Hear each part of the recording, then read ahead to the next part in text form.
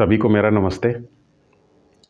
परिवार में लंबे समय तक साथ में रहने के बावजूद भी ऐसा देखा जाता है कि परिवार के लोग ये शिकायत करते हैं कि हम सब एक दूसरे को समझ नहीं पाते।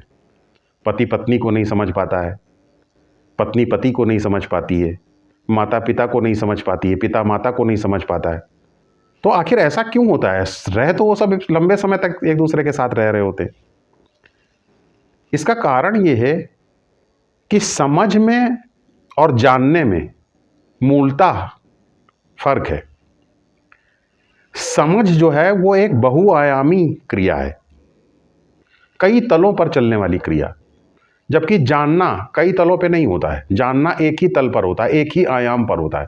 जैसे उदाहरण के लिए घर में झाड़ू लगाने की क्रिया को ले ले, तो झाड़ू लगाना पत्नी की दृष्टि से एक प्रकार की क्रिया है और पति की दृष्टि से एक दूसरे प्रकार की क्रिया है। पत्नी के लिए झाड़ू लगाना सिर्फ एक शारीरिक क्रिया है,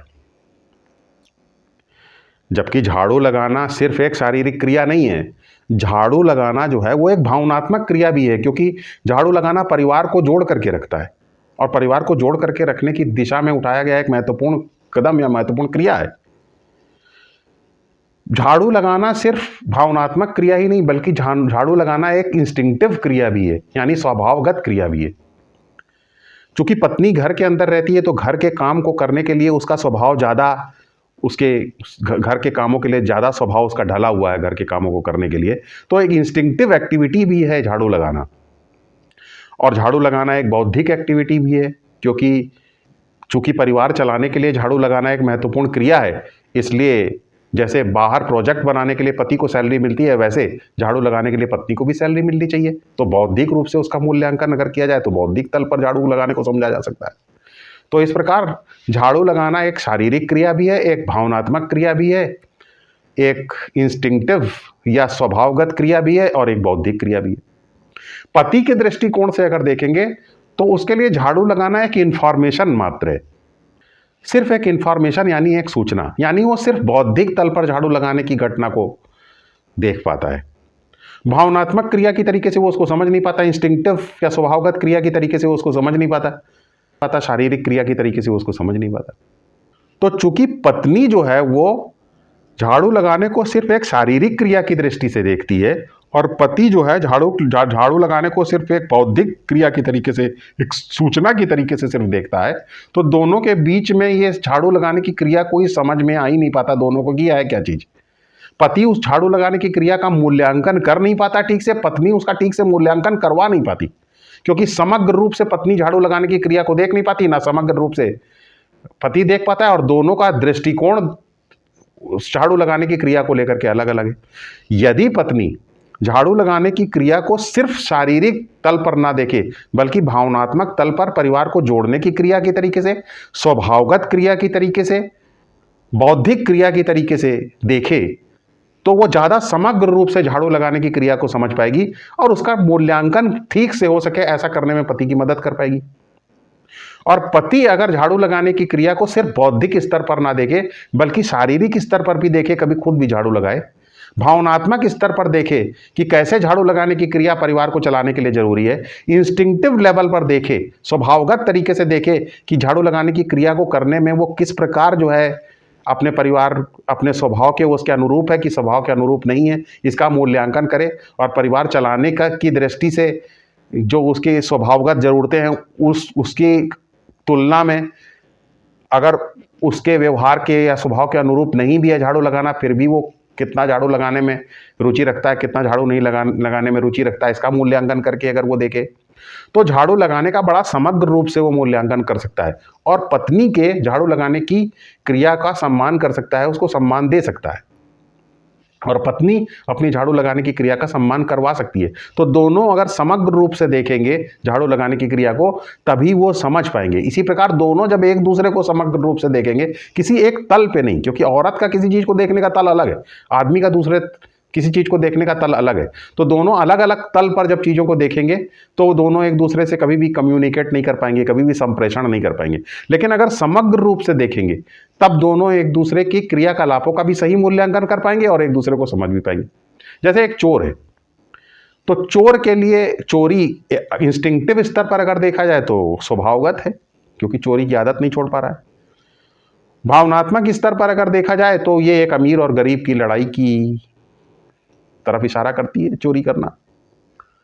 और अगर भौतिक या शारीरिक स्तर पर देखा जाए तो बहुत शारीरिक श्रम इसमें है। बैंक का टनल खोदना, सुरंग बनाना, उसका लॉकर तोड़ना, तो बड़ी शारीरिक मेहनत इसके अंदर इन्वॉल्व है। और बौद्धिक स्तर पर देखा जाए तो चोरी करना भविष्य की सुरक्षा के लिए जरूरी है, क्योंकि कोई नौकरी नहीं है, कोई ठिकाना नहीं। तो बौद्धिक स्तर पर भी भविष्य की सुरक्षा की दृष्टि से चोर जो है इसको इस प्रकार देख सकता है।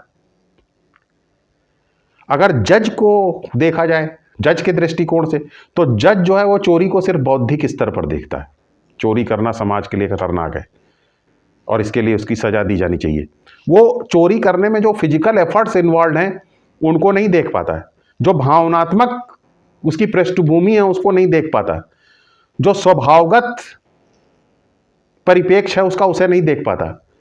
जब किसी की बैकग्राउंड उसको चोरी करने के लिए मजबूर कर रही है, उसका स्वभाव, उसकी आदतें उसको चोरी करने के लिए मजबूर कर रही हैं, और उन स्वभाव के प्रति वो बेबस है, अगर अपने स्वभाव के प्रति, बैकग्राउंड के प्रति अगर बेबस है, तो अगर इसका मूल्यांकन ठीक से अगर किया जाए तो फिर पनिशमेंट और क्राइम के बीच में, अपराध और सजा के बीच में कहीं पर रिफॉर्मेशन या सुधार भी बीच में आएगा। तो चोर सिर्फ स्वाभाविक स्तर पर ही, स्वभावगत स्तर पर ही जो है चोरी को देखता है, और जज सिर्फ बौद्धिक स्तर पर देखता है। इसलिए दोनों के बीच में एक बड़ा कम्युनिकेशन गैप रहता है, संप्रेषण नहीं हो पाता दोनों के बीच में। अगर संप्रेषण हो पाए और दोनों एक दूसरे की परिस्थिति को ठीक से समझ पाए तो चोर को सुधारने की दृष्टि से कदम उठाए जा सकते हैं, और सजा जो है वो थोड़ी देर के लिए पीछे हो सकती है, और उसका सही मूल्यांकन, समग्र रूप से मूल्यांकन कानून के द्वारा किया जा सकता है। उसी तरीके से प्रेम को अगर देखा जाए तो प्रेमी प्रेम को सिर्फ भावनात्मक रूप से देखता है।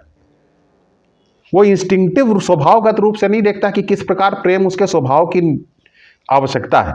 वो उसको भौतिक रूप से नहीं देख पाता कि प्रेम उसके शरीर से किस प्रकार प्रतिक्रिया करता है, प्रेम की भावना उसके शरीर से किस प्रकार प्रतिक्रिया करती है, कैसी संवेदनाएं पैदा करती है, इसके बारे में ध्यान नहीं देता है।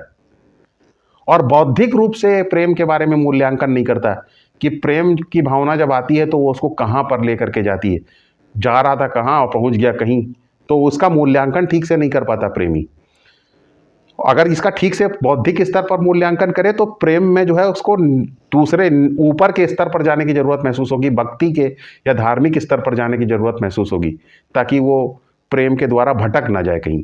तो बौद्धिक स्तर पर प्रेम का मूल्यांकन नहीं करता, स्वभावगत स्तर पर प्रेम का मूल्यांकन नहीं करता, शारीरिक स्तर पर, संवेदना के स्तर पर प्रेम का मूल्यांकन नहीं कर पाता है, सिर्फ प्रेम का भावनात्मक स्तर पर मूल्यांकन करता है। वैसे ही जो समाज है जो प्रेम का विरोध करता है वो बौद्धिक स्तर पर सिर्फ प्रेम का विरोध करता है। उसके हिसाब से किसी भी संस्थान को चलाने के लिए प्रेम एक खतरा है, किसी की पढ़ाई को चलाने के लिए प्रेम एक खतरा है।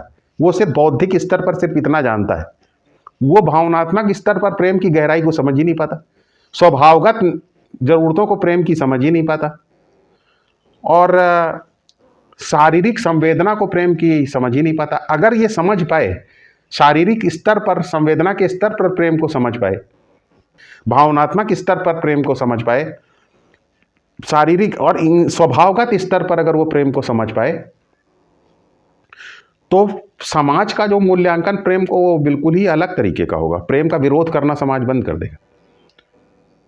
और प्रेमी अगर समग्र रूप से प्रेम को देख पाए, शारीरिक स्तर पर, संवेदना के स्तर पर देख पाए, भावनात्मक स्तर पर देख पाए, स्वभावगत स्तर पर देख पाए और बौद्धिक स्तर पर देख पाए, अगर प्रेमी समग्र रूप से प्रेम को देख पाए तो प्रेम ही उसके व्यक्तित्व का विकास भी कर देगा।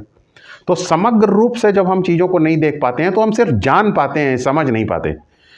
तो इसलिए हम समझ तभी सकते हैं जब हम प्रेम का सही स्तर पर मूल्यांकन करें।